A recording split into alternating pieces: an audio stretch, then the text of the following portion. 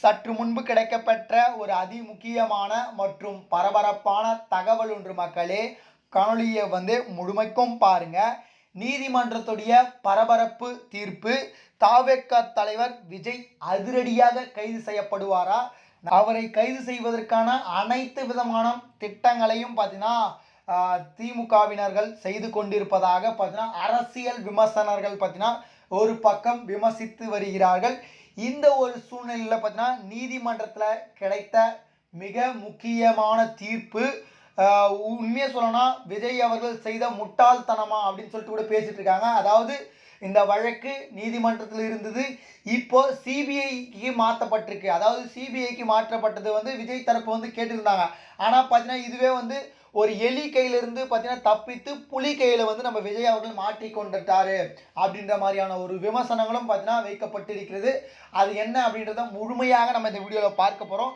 அது மட்டும் இல்லாமல் விஜய் அவர்கள் கைது செய்யப்படுவாரா அப்படின்றத ஒரு டீட்டெயிலையும் பார்த்துருவோம்.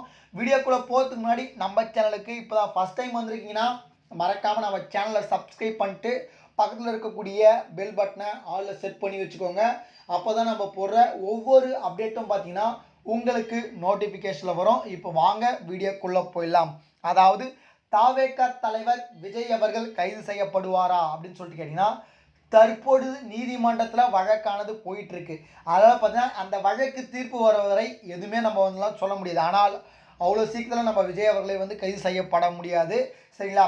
அதனால் இது ஒரு பக்கம் இருக்கக்கூடிய சூழ்நிலையில் நீதிமன்றத்தில் என்ன மாதிரியான தீர்ப்பு வழங்கப்பட்டிருக்கிறது அப்படின்றதான் பார்க்கப்பட போகுது. அதாவது குறிப்பாக நீதிமன்றத்தில் விஜய் அவர்களுக்கு சாதகமான நிறைய விஷயங்களை நீதிபதி சொல்லியிருக்கிறாரு. அதாவது கரூரை விட்டு விஜயும் தாவேகாவினரும் சென்று விட்டார்கள் அப்படின்னு சொல்லிட்டு ஏகப்பட்ட குற்றச்சாட்டு இருந்துச்சு. சரிங்களா? ஆனால் நீதிமன்றத்தில் என்ன சொல்லியிருக்காங்கன்னா அவங்க தாவேகாவில் இருக்கக்கூடிய தலைவர் விஜய் அவர்கள் மட்டும்தான் சென்றிருந்தார். குஷி ஆனந்த் மற்றும் நிர்மல்குமார் இவங்கெல்லாம் பார்த்தீங்கன்னா அங்கே தான் இருந்தாங்க.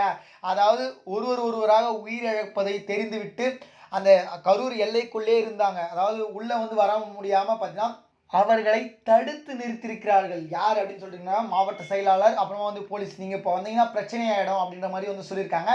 இது ஒரு பக்கம் இருக்கக்கூடிய சூழ்நிலையில் பார்த்தீங்கன்னா உயிரிழப்பு சம்பவம் ஏற்படும் பொழுது பார்த்தீங்கன்னா உடனடியாக நீங்கள் எப்படி பார்த்தீங்கன்னா ஒரு தனி நீதிபதி கொண்ட குழுவை அமைச்சு இந்த நீதிமன்ற விசாரணையில் அதாவது பார்த்தீங்கன்னா சென்னை நீதிமன்றத்துக்கு மாற்றினீங்க அப்படின்ற மாதிரியான ஒரு கேள்வி எழுப்பப்பட்டிருந்தது.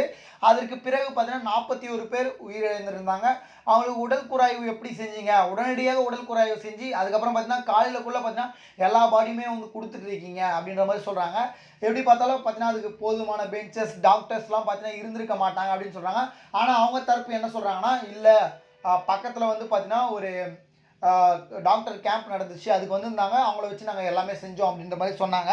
இது நம்பக்கூடிய விஷயமாக தெரியல அப்படின்ற மாதிரி பார்த்தீங்கன்னா ஒரு சிலர் விமர்சித்து வரக்கூடிய சூழ்நிலையில் பார்த்தீங்கன்னா விஜய் தரப்பு கேட்டுக்கொண்ட மாதிரியே பார்த்தீங்கன்னா இந்த வழக்கை சிபிஐக்கு மாற்றிருக்கிறது. சரிங்களா? சிபிஐ எப்படி விசாரிப்பாங்க அப்படின்றது எல்லாருக்குமே நல்லாவே தெரியும். ஏன்னா நம்ம அண்ணன் செந்தில் பாலாஜி அவர்கள் கூட பார்த்தீங்கன்னா சிபிஐ வாசம் தான் பார்த்தீங்கன்னா சிக்கினார். அது உங்கள் எல்லாருக்குமே தெரியும். கண்டிப்பாக சிபிஐ விசாரிக்கும் பொழுது பல உண்மைகள் வெளிவருவதற்கான வாய்ப்புகள் இருக்குது. இதில் யார் தப்பு பண்ணியிருக்காங்க அப்படின்னு சொல்லிட்டு விவாதிக்கிறதுக்கு நான் வரல. சரிங்களா? தப்பு பண்ணவங்க தண்டனை அனுபவிச்சு தான் ஆகணும். அதாவது இதுக்கு ஒரு பழமொழி கூட இருக்குது.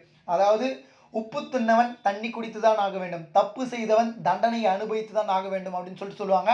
கண்டிப்பாக அது மாதிரி பார்த்தீங்கன்னா நடப்பதற்கான வாய்ப்புகள் இருக்குது. பொறுத்திருந்து பார்ப்போம். தீர்ப்பு யாருக்கு சாதகமாக வரப்போகிறது, பல உண்மைகளில் எந்தெந்த உண்மைகள் கசியவிடப்பட போகிறது அப்படின்னு சொல்லிட்டு இது போல சுவாரஸ்யமான அரசியல் உண்மை நிலவரங்களை நீங்கள் உடனுக்குடனே தெரிஞ்சுக்கணும்னா நம்ம சேனலை மறக்காமல் சப்ஸ்கிரைப் பண்ணுங்கள்.